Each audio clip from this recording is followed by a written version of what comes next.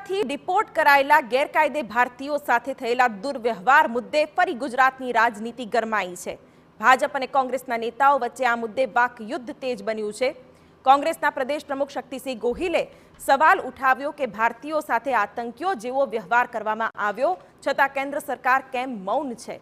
બીજી તરફ ભાજપના નેતા ભરત બોઘરાએ શક્તિસિંહના આક્ષેપ પર પલટવાર કરતા કહ્યું કે અમેરિકા દ્વારા ગેરકાયદે પ્રવાસીઓને ડિપોર્ટ કરવાની પદ્ધતિ કોંગ્રેસના રાજ વખતે પણ આ જ હતી।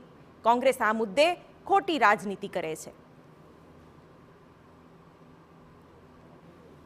હાથમાં હાથકડીઓ, પગમાં જંજીર, મિલિટરીનું પ્લેન, આખા પ્લેનમાં એક જ લેટ્રિન અને એ રીતે જાણે કોઈ આતંકવાદીઓ હોય એ રીતે આપણા દેશના લોકોને ભારત લાવવામાં આવ્યા। એમાં સૌથી વધારે આપણા ગુજરાતીઓ હતા।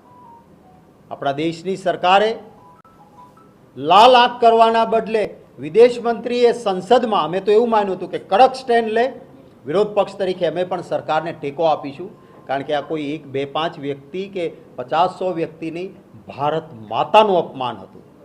પણ વિદેશ મંત્રીએ સ્ટેટમેન્ટ આપ્યું તો જાણે જે ટ્રમ્પે કર્યું છે એ બધું જ વ્યાજબી કરી દીધું હોય એવું નિવેદન આવ્યું। જે ડિપોર્ટ થયેલા લોકો છે એની પોલીસ ઇન્ક્વાયરી કરતા હોય, તપાસ કરતા હોય તો જ સાચું ખ્યાલ આવે કે આમને કોણે સમજાવ્યા હતા ખોટી રીતે, આ કયા એજન્ટના માધ્યમથી કેટલા પૈસાનો ભોગ બન્યો છે આ પરિવાર અને પરિવારને કઈ રીતે પ્રોબ્લેમ થયો છે, આખી ઘટનાની તપાસ થઈ હતી। ત્યારે મારે દુઃખ સાથે કહેવું પડશે કોંગ્રેસના સિનિયર લીડર આના પર પણ નિવેદન કરે કે પોલીસ એની તપાસ કરે છે। પોલીસે એ કાયદો અને વ્યવસ્થાનું કામ કરતી હોય છે ને કોઈ વ્યક્તિ દ્વારા આ પ્રકારનો ખોટી રીતે આપણા દેશના નાગરિકો સાથે વ્યવહાર થયો હોય તો એની તપાસ ચોક્કસપણે થવી જોઈએ અને આવા એજન્ટોનો નાશ થવો જોઈએ કે આવનારા દિવસોમાં બીજા દેશના નાગરિકો પણ આમાં બદનામ હેરાન ન થાય, આનો ભોગ ન બને।